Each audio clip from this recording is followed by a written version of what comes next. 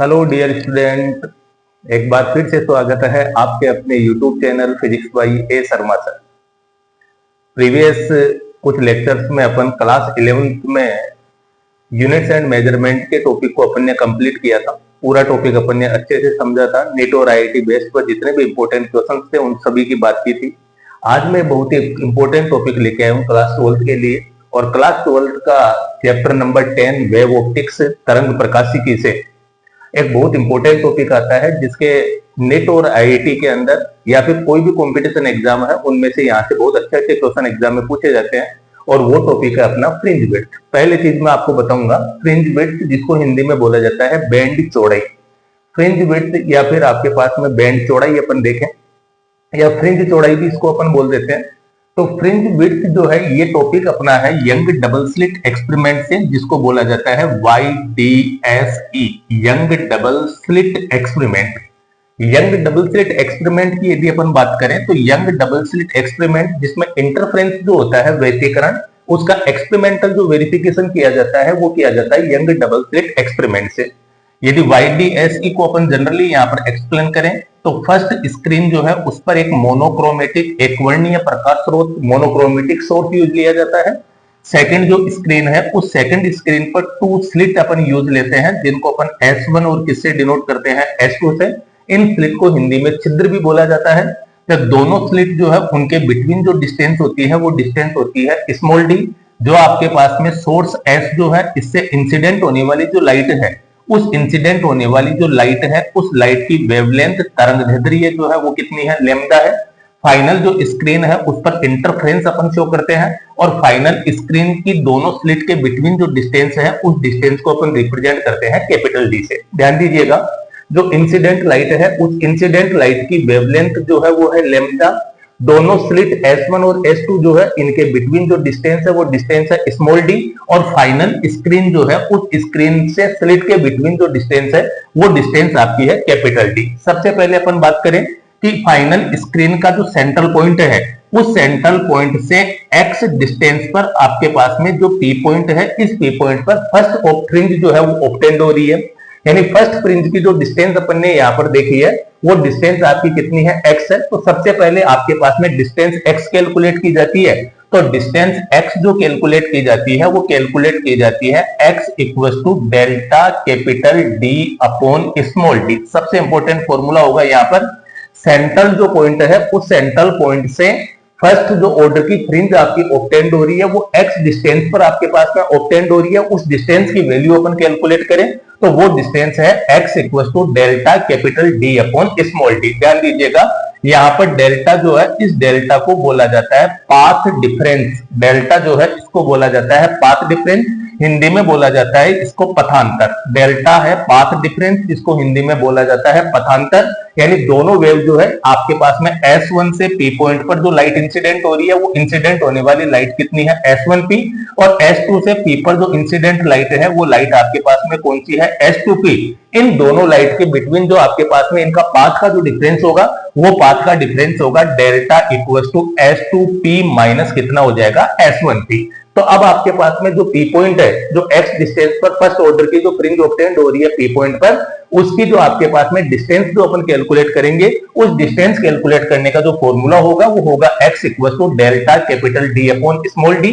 जहां पर डेल्टा हमें पता है पाथ डिफरेंस हो गया, दोनों वेव के बिटवीन आपके पास में डिस्टेंस हो गई, और ये डिस्टेंस होगी delta equal to S2P minus कितना हो जाएगा, S1P। कैपिटल D की बात करें अपन तो कैपिटल D अभी अपन ने देखा था कि स्लिट S1 और S2 जो है इनसे फाइनल जो स्क्रीन है वो फाइनल स्क्रीन के बिटवीन डिस्टेंस है आपके पास में S1 S2 से ओडेस के बिटवीन जो डिस्टेंस है वो आपके पास में क्या है, कैपिटल D है। और स्मॉल d जो है वो स्लिट S1 और S2 के बिटवीन जो डिस्टेंस है वो डिस्टेंस आपकी कितनी है, स्मॉल d है। अब बात करते हैं कि यदि आपके पास में P पॉइंट जो है, इस P पॉइंट पर यदि फर्स्ट ऑर्डर की फ्रिंज जो है आपके पास में वो ब्राइट हो। सबसे पहले अपन बात करें फॉर ब्राइट फ्रिंज, सबसे पहले अपन जो बात करते हैं वो कौन से फ्रिंज की बात करते हैं, ब्राइट फ्रिंज की बात करते हैं। ब्राइट फ्रिंज की बात करें अपन, ब्राइट फ्रिंज, चमकीली फ्रिंज की बात करें, तो आपको ध्यान में रखना है कि ब्राइट फ्रिंज के लिए पाथ डिफरेंस जो होता है वो पाथ डिफरेंस होता है डेल्टा इक्वल टू कितना होता है, एन लेमडा। यदि ब्राइट फ्रिंज अपन यूज ले रहे हैं तो ब्राइट फ्रिंज के लिए पाथ डिफरेंस की जो कंडीशन होगी वो पाथ डिफरेंस की कंडीशन होगी डेल्टा इक्वल टू कितना हो जाएगा, एन लेमडा। तो ब्राइट फ्रिंज के लिए डिस्टेंस का फॉर्मूला हो जाएगा एक्स ब्राइट, ब्राइट को मैं यहाँ पर बी से रिप्रेजेंट कर रहा हूं, x bright equal to delta की वैल्यू रिप्लेस करें तो डेल्टा कितना हो जाएगा, n lambda capital D upon कितना हो जाएगा, स्मॉल डी। ये फॉर्मूला अपन कब यूज लेंगे, जब हमारे पास में ब्राइट फ्रिंज के ऑर्डर की बात करें तब तो x bright equal to n lambda capital D upon कितना हो जाएगा, स्मॉल डी।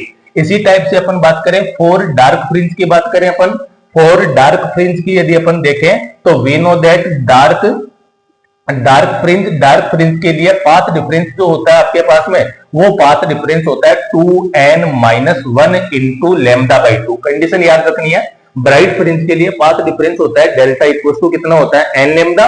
और यही अपन कौन सी फ्रिंज की बात करें, डार्क फ्रिंज की, तो डार्क फ्रिंज के लिए पाथ डिफरेंस होता है delta equal to 2n-1 lambda by 2। तो फाइनली अपन डार्क के लिए डिस्टेंस कैलकुलेट करें तो एक्स डिस्टेंस इक्वल टू कितना हो जाएगा, डेल्टा कैपिटल डी अपॉन कितना होता है, स्मॉल डी।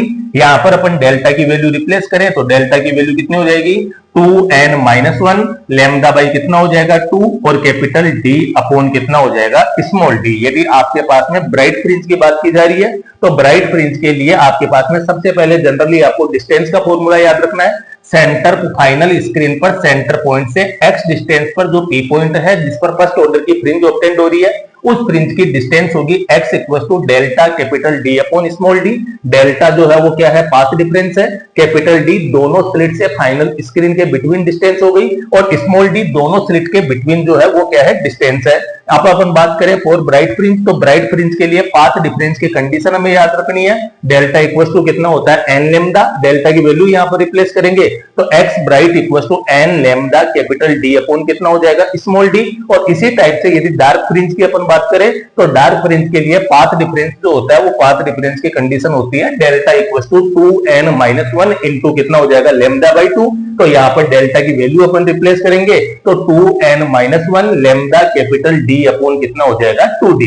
दोनों फॉर्मूले याद रखने हैं, ब्राइट के लिए x bright equal to n lambda capital D upon small d, और फॉर डार्क फ्रिंज की बात करें तो 2n-1 lambda capital D upon कितना हो जाएगा, स्मॉल डी। नेक्स्ट अपन आगे बात करते हैं इसी के अंदर, ये हमारे पास में डार्क और ब्राइट फ्रिंज के डिस्टेंस की अपन ने कैलकुलेट की। अब अपन बात करते हैं फ्रिंज विड्थ। तो फ्रिंज विड्थ की अपन बात करें, सभी फॉर्मूले बहुत इंपॉर्टेंट है, सभी से अच्छे अच्छे क्वेश्चन एग्जाम में पूछे जाते हैं। अभी अपन क्वेश्चन सीरीज आगे बढ़ाएंगे।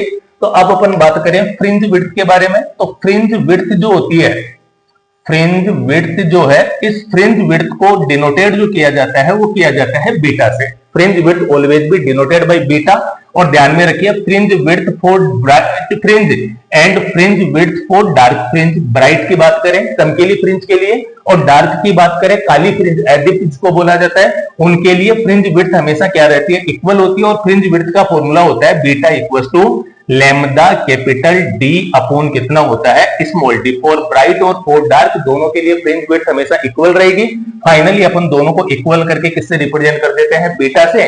That means fringe width beta equal to lambda capital D upon small d. बहुत इंपॉर्टेंट फॉर्मूला है। अपन फ्रिंज विड्थ की बात करें तो फ्रिंज विड्थ कैलकुलेट करने का जो फॉर्मूला होता है, फ्रिंज विड्थ की डेफिनेशन अभी मैंने आपको बताई है, distance between any two continuous bright और any two continuous dark. Two continuous bright fringe होनी चाहिए या फिर टू कंटिन्यूअस कैसी होनी चाहिए, डार्क फ्रिंज होनी चाहिए। हिंदी में देखें तो किन्हीं दो लगातार दीप्त यानी ब्राइट फ्रिंज या अदीप्त यानी काली फ्रिंज, उनके बिटवीन जो डिस्टेंस होती है उस डिस्टेंस को अपन कहा जाता है फ्रिंज विड्थ। यदि फर्स्ट ऑर्डर की फ्रिंज अपन nth फ्रिंज ले रहे हैं तो कंटिन्यूअस फ्रिंज आपको कौन सी लेनी पड़ेगी, n+1।